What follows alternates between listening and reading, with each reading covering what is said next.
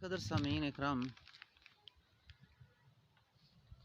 خواب میں انسان کا گندگی دیکھنا، اس سے یہ گندگی کا دیکھنا کن وجوہات سے ہوتا ہے یہ سمجھنا بہت ضروری ہے کہ ہر خواب اپنی تعبیر کے لحاظ سے جدا ہوتی ہے، اور انسان مریض سے جب اس کے خوابوں کے بارے میں اور اس کی کیفیت جو پوچھتا ہے اور اس کے حالات کو پوچھتا ہے تو اس سے وہ تعبیر ظاہر ہوتی ہے خواب کی۔ تو یہ جو خوابوں کا سلسلہ ہے، اس سلسلے میں بعض اوقات انسان خواب میں کیا دیکھتا ہے کہ گندگی کو دیکھتا ہے، بہت زیادہ پخانہ، پیشاب، اس طرح کی گندگی، یا اسی طرح کوئی اور گندا پانی، یا انسان جا رہا ہے گندا دریا، اس کے اندر پانی گندا ہے یا بہت زیادہ اس کا رنگ متغیر ہو چکا ہے، تو اس طرح کی خواب مریض جو دیکھتا ہے۔ پھر بعض اوقات عورتیں جو ہوتی ہیں، وہ عورتوں میں یہ سب سے زیادہ خواب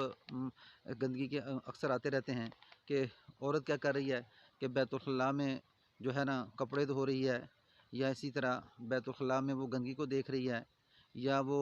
کسی جگہ سے کوئی چیز نکال رہی ہے اور وہ گندگی کے اندر سے نکال رہی ہے، یا یہ ہے کہ وہ گندگی میں ہاتھ پھیر رہی ہے۔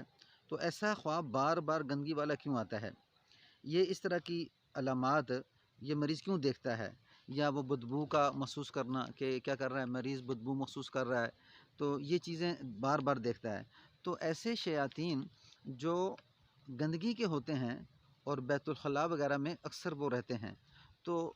اس بیت الخلاء میں رہنے والے جو جنات ہیں، اس کا اس مریض کے اوپر غلبہ ہوتا ہے، جس وجہ سے وہ اس طرح کے خواب دیکھتا ہے۔ تو اس کے جو تعبیر میں ہے نا، اس کی تعبیر میں دو چیزیں ہیں، یا تو اسے اس کا جادو کا مسئلہ بھی ہو سکتا ہے، اور اسی طرح اس مریض پہ اسیب کا مسئلہ بھی ہو سکتا ہے، یعنی ایسا مریض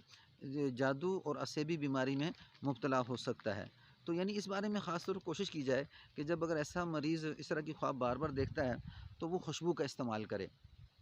اپنے جسم پہ خوشبو لگائے، اسی طرح باہر جب وہ جاتا ہے تو خوشبو کا استعمال کرے، اسی طرح اگر وہ گھر میں ہے تو گھر میں بھی یعنی کہ ایسی خوشبو استعمال کرے کہ جس سے اس کا جسم معطر رہے، اور اسی طرح جہاں پہ وہ سوتا ہے، اٹھتا بیٹھتا ہے، وہ گھر معطر رہے، خوشبو سے معطر رہے۔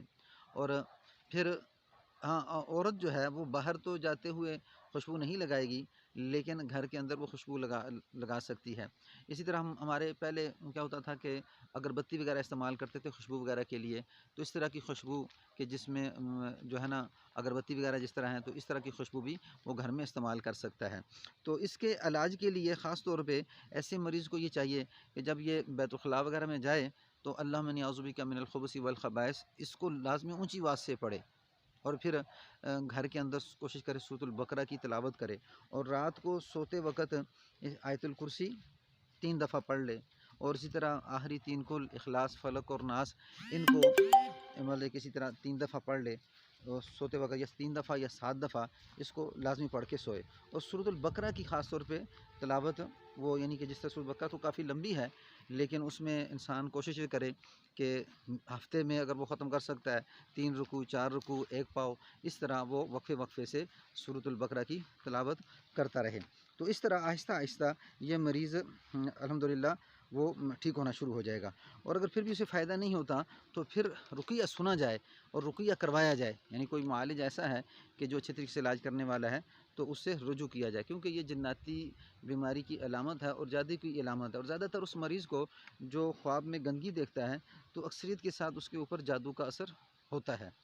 آپ کو ویڈیو اچھی لگے لائک کریں، شیئر کریں، اللہ آپ کو جزائے خیر دے، چینل کو سبسکرائب بھی کر دیں، اور بیل آئکن کے بٹن کو لازمی دبائیں تاکہ آئندہ ویڈیو آنے والی میری آپ تک پہنچتی رہے۔ السلام علیکم ورحمۃ اللہ وبرکاتہ۔